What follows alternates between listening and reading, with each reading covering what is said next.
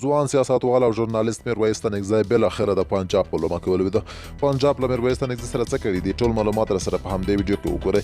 سلام او مینه ملګرو، هیله د جروغ او جوړ درنو کتونکو، تاسو ګورئ دا وخت یاران پلس یوټیوب چینل. که چېرې تاسو د سپورت او د سیاست مینوال یاست نو زموږ چینل مو په خدمت کې دی، خامخا در سره سبسکرایب کړئ.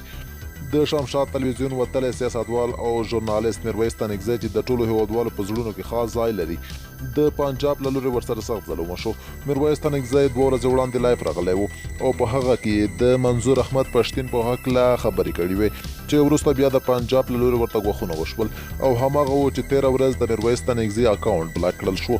میرویس تنګزی نن پر خپل نوې فیسبوک پاڼه باندې داسې ولیکل: ضروري خبرتیا.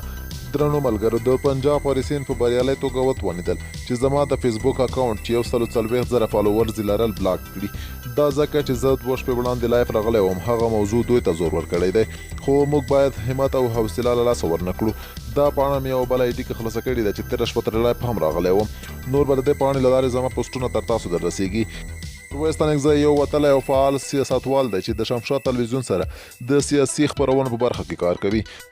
هغه د تاوده بحثونو او د ځانګړي مرکې خپرونو چمتو کوونکی او پرمخ وړونکی دی او همدارنګه د شمشاد نړیوال تلویزیون د نشراتو مدیریت هم د په غاړه دی. میرویس تنګزی د هیواد د روانو سیاسي حالات او کړکېچونو د څېړلو ترڅنګ د کوزې پښتونخوا د پښتون ژغورنې غورځنګ ملاتړی هم دی او وخت په وخت د هغوی سره مرکې او تبصرې هم کوي چې یو وخت یې له منظور احمد پښتین سره هم مرکه کړې وه. میرویس تنګزی په یو لایف ویډیو کې ویلي و چې دی د پښتون ژغورنې غورځنګ کلک ملاتړی دی او همدارنګه یې له ټولو افغانانو څخه غوښتي وو چې د لر او بر پښتنو د یووالي او همدارنګه د پښتون ژغورنې غورځنګ د فعالیتونو په هکله د خپل ملاتړ او دریځ روښانه کړي او ټول باید په کلکه له پښتون ژغورنې غورځنګ څخه ملاتړ وکړو.